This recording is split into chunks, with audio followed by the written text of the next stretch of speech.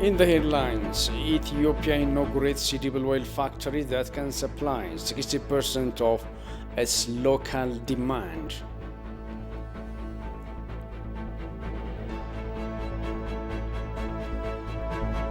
Ambassador Dina Mufti lauds the 34th African Union Summit.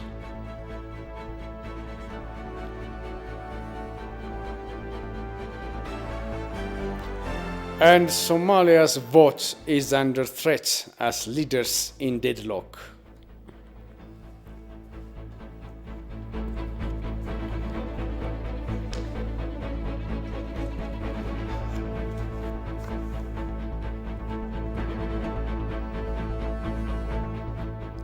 Hello and welcome to Addis News Hour. I'm Daniel Kasahun with the news. President Sahle Zode has urged all Ethiopians to join hands in rebuilding Tigray. The president has visited several humanitarian and other activities in Mekelle city. President Sahle has visited Aido Referral Hospital, federal food stockpile in Mekelle, and shelters of the displaced who fled their homes in several areas of the region due to the law enforcement operation. The president has consulted with religious leaders and elders of the community on the ongoing rehabilitation activities in Tigray. Religious leaders, elders, the president urged the government to address the adverse situation related to joblessness and equip public institutions with necessary equipment so that they can resume services in proper manner. Committee representatives further called upon the government to prioritize peace and health care service delivery and strengthen the ongoing humanitarian assistance in the region. The president stated the government is aggressively working to fully restore peace and return the overall activity to normalcy, calling citizens to join hands towards rehabilitation and rebuilding activities in the Tigray region.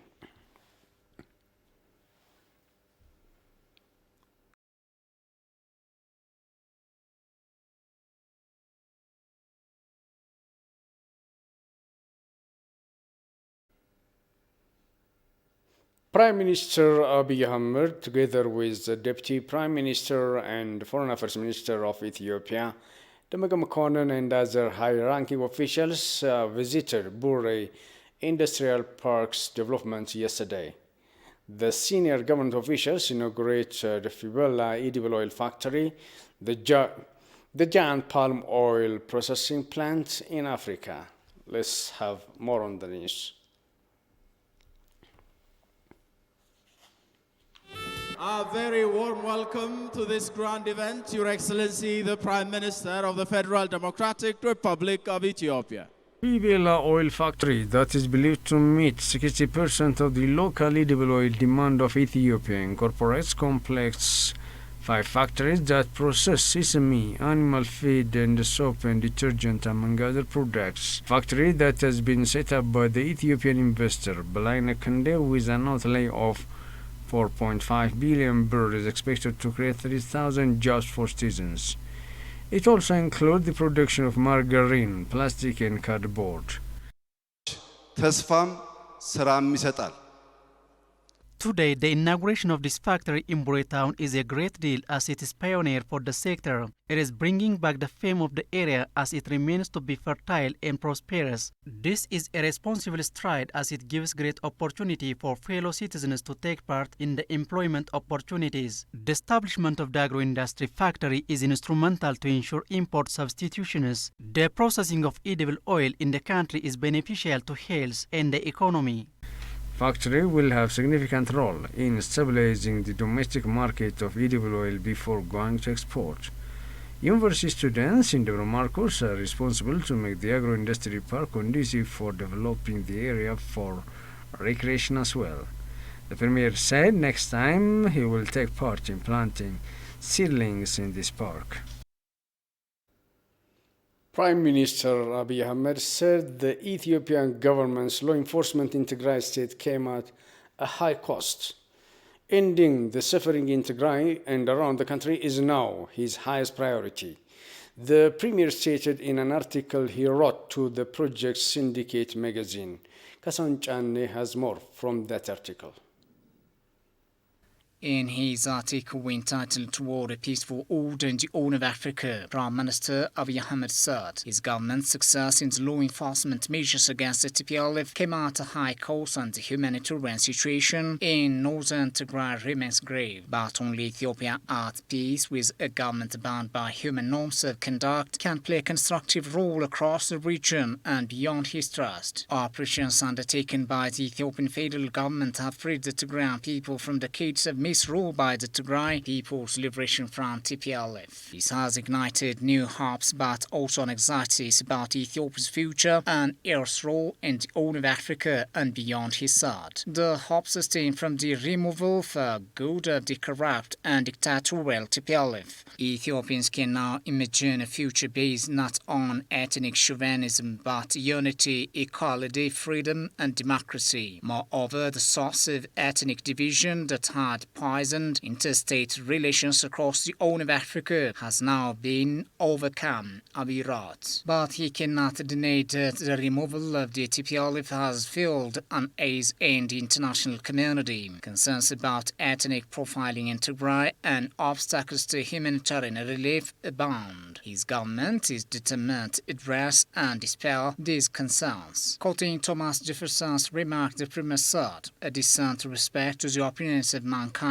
compelled him to explain why his government acted to restore peace in Tigray, how they are alleviating suffering there, and why their efforts supported. He hopes by the international community will benefit all his country's people, including those in Tigray and throughout the greater Horn. No government can tolerate air soldiers and innocent civilians being ambushed and killed in their dozens, as happened at the hands of the TPLF last October. His primary duty as Prime Minister and Commander-in-Chief of the National Armed Forces, after all, is to protect Ethiopia and its people from internal and external enemies, he added. The government's operations in Tigray were designed to restore peace and order quickly. In this, they succeeded, but the suffering and disease that occurred despite their best efforts have caused much distress for him as well as for all peace-loving people here and abroad. Indeed, the suffering in Tigray and around the country is now his highest priority. This is why he is calling for the United Nations and international relief agencies to work with his government so that they can together deliver effective relief to all in Tigray who need it, Abiy underlined. Meanwhile, they are working day and night to deliver necessary supplies to their citizens in Tigray and to those in want in neighboring provinces, as well as to ensure that human rights are respected and normal lives restored. Despite the hopes of mentioned challenges to overcome in due course, for example, reconnecting communication lines deliberately destroyed by the TPLF is testing their capacity to deliver humanitarian aid. And this work of reconstruction, the international community can be of enormous help. His government is also prepared to assist community leaders in Tigray who are dedicated to peace. Indeed, they are already reaching out to them. Abiy indicated that with this article that the international community understood what the TPLF was. Many had condemned its ethnic-based violence. Sadly, some were ready to turn a blind eye to TPLF torture, disappearances and extrajudicial killings. Without the TPLF, it was said, Ethiopia risked fragmenting along ethnic lines, like Yugoslavia in the 1990s. Ethiopia's collapse, the argument went, would usher in chaos across the Horn of Africa. He further mentioned that TPLF-induced challenges in terms of his administration's reform measures since he came to power, and the roughly 5 years leading to his election in April 2018 as leader of the then ruling Ethiopian People's Revolutionary Democratic Front, which until then had included the TPLF. Popular challenges to the regime multiplied. The TPLF responded with its usual brutality. The 2018 vote moved the country in a new and inclusive direction. The political party he now leads is the first in Ethiopia that is not based on race, religion or ethnicity. Moreover, the premier illustrated that the TPLF's regional policy was a crude extension of its domestic divide and rule strategy.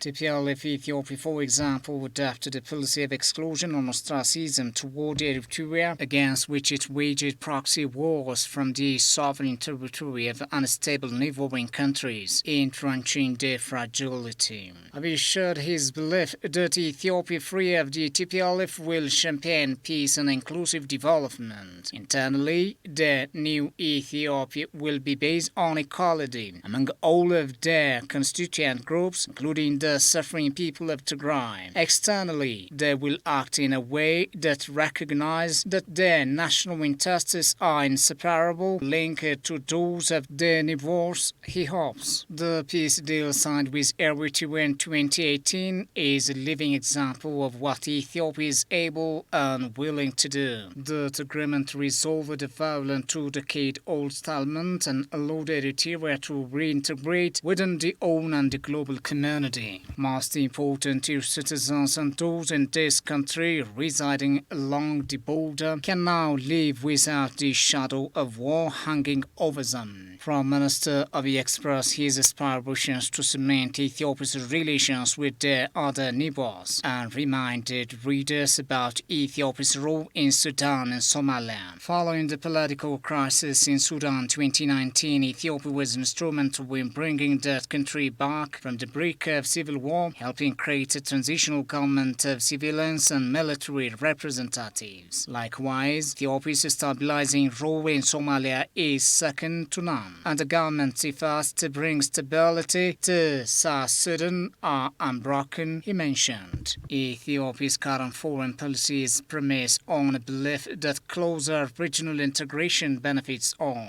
Their efforts to make operational the African Continental Free Trade Area are a key part of this. He evidenced his remarks with the government's recent inauguration of a highway that links the Addis Ababa-Nairobi-Mombasa corridor, a project that removes physical barriers to cross-border trade between Kenya and Ethiopia. Likewise, the road from Addis Ababa to the Eritrean port of Assab is being rehabilitated as a transport artery for international trade. Moreover, in partnership with the private sector, new expressways are being planned to connect Ethiopia with the ports of Djibouti and Assab to replace the older road now being rehabilitated, which will then be linked with Juba, South Sudan's capital, providing that impoverished landlocked country with a viable outlet for trade, he envisioned. Joint projects in ports and logistics, industry parks and potash mining are also being developed, and it is his profound hope that the Grand Ethiopian Renaissance Dam, when completed, will gain the support of all of their neighbors and offer unprecedented opportunities for everyone in East Africa, he said. You are watching at this news hour. Ambassador Dina Mufti lauds the 34th African Union Summit. In an exclusive interview with ZTV, spokesperson of the Ministry of Foreign Affairs, Ambassador Dina says the summit deliberated on a range of agendas including COVID-19 vaccines, silences against having common aviation, and development. Here, COVID-19 has been one of the critical agendas, one of the focuses of the African Union. The idea of overcoming this challenge is out there, the idea of disseminating vaccinations all over Africa. Is aimed at not letting anyone to be left out, that every African in a short while should be vaccinated. Donors, entrepreneurs, and the resources should be mobilized by the African Union itself, and the vaccination project has to be implemented. These are one of the agendas as well. Well, there was an agenda of silencing the gun by 2020, which unfortunately could not be fully materialized because still there are certain, gunshots here and there in Africa. And peace and security again is also on the top of the agenda. Development as well, integration as well, strengthening Africa, especially there had been a success that had been registered in the areas of creating free trade zone for African countries. The summit is dubbed instrumental to move the African Union agendas forward. These assemblies, normally they come out with the declarations. Very soon we'll get the details of the declarations actually this evening. And this declaration normally revolves around those major ideas. And the strategies and tactics of implementing them will be mapped out by each region and each country, so that everybody will take the responsibility of implementing it. And coming out with this decision itself is an achievement by itself. Implementation is also another round, and definitely everybody is hoping that these decisions and declarations by the Assembly will be implemented for the sake of the African peace, African security, and African prosperity. He also indicated the summit was successful so far. The new president of this assembly, which has taken up the leadership from the previous president, that is South African president. The current president, as you know, is president of DRC, has expressed his thanks for the host country, that is Ethiopia.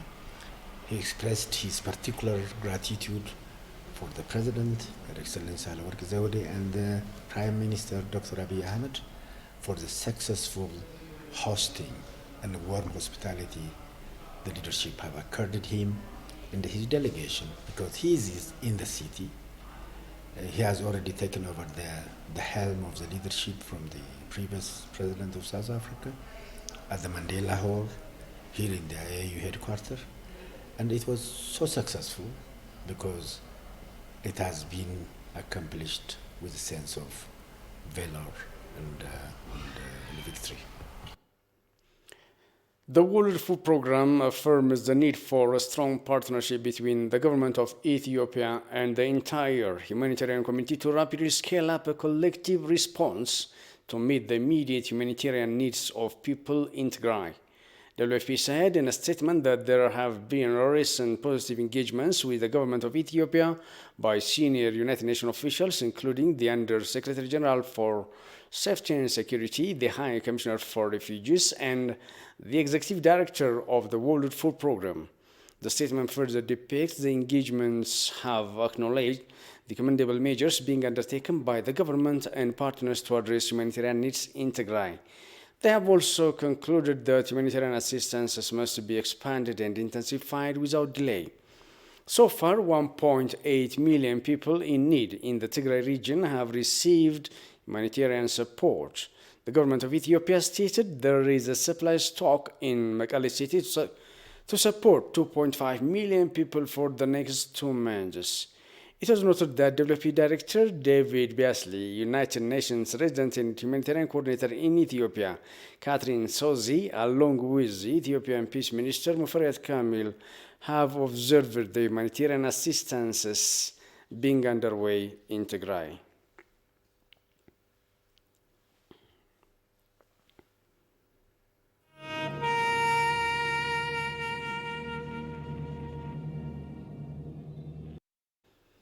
This is Addis News Hour.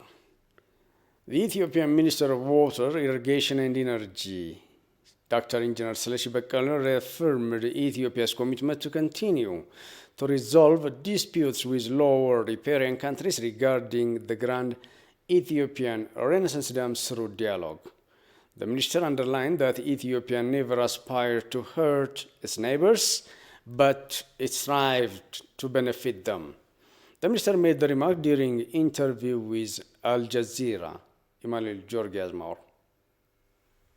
Ethiopian Minister of Water, Irrigation and Energy Seleshi Bekkele told Al Jazeera that Ethiopia's unchanging stance regarding disputes over the $4.6 billion GERD is to resolve through discussions. The minister noted that tripartite negotiations have resulted in some agreements, including technical issues. However, he said they have been very careful on issues which may affect Ethiopia's right towards developmental activities in the coming time. There are legal issues that are explicitly or impliedly trying to foreclose Ethiopia's future development right and interest.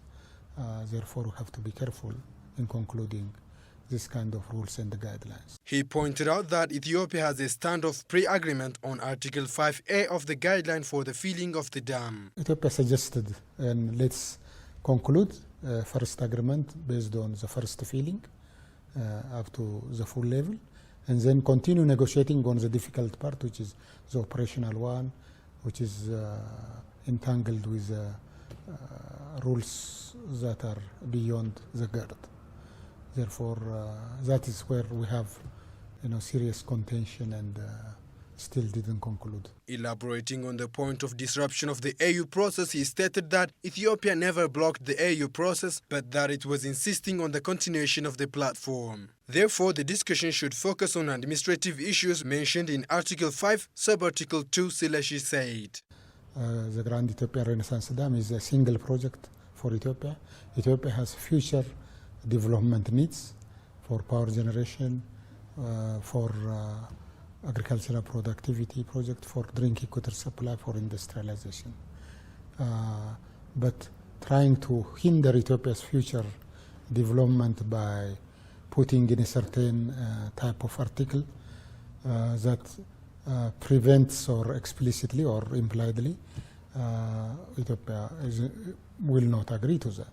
Ethiopia is not focusing on its development only, but also on the development of the region, he disclosed, adding that when it has excess electricity, it can share to the region. Asked whether the GERD is a political project to control the Nile water, the minister emphasized that the dam is not designed and built for political purpose. The multi-billion-dollar dam was rather meant to harness the socio-economic benefits that particular infrastructure provides. It is very near to the border with Sudan, about 20 or 40 kilometers maximum from the border. This is, in fact, a huge infrastructure that serves to transform Sudan. This is really a fake accusation because it's not built for political purpose. It's rather to transform the life and the livelihood of 110 million people in Ethiopia who actually contributed, each and every walk of life, contributed resource actually to build this dam. The country has not achieved universal electricity access, and access to electricity is very low. Some 65 million people in Ethiopia are without electricity.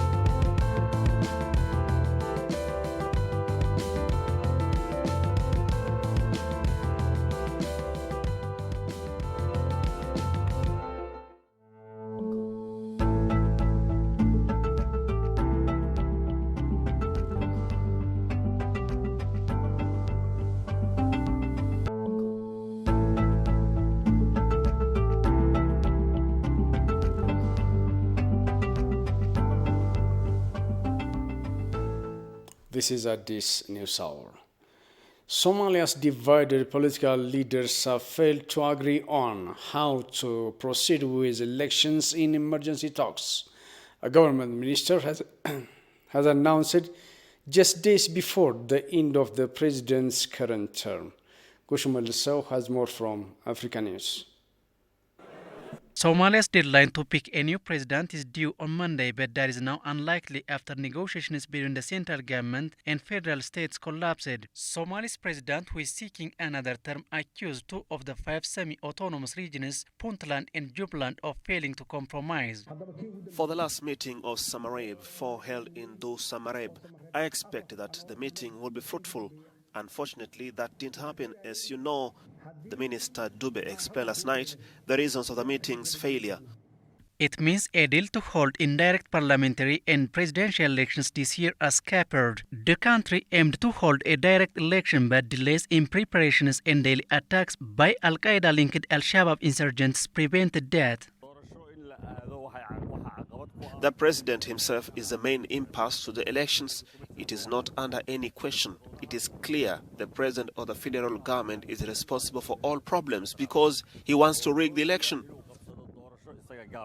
Since 1991, Somalia has only had a limited central government. It is trying to rebuild with UN help, but now that plan is under threat. And let's have reminders of the headlines. Ethiopia inaugurates edible oil factory that can supply 60% of its local demand.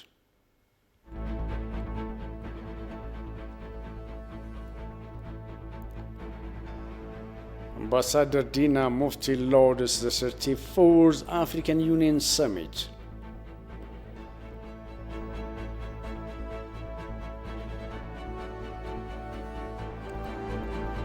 And Somalia's vote is under threat as leaders are in deadlock.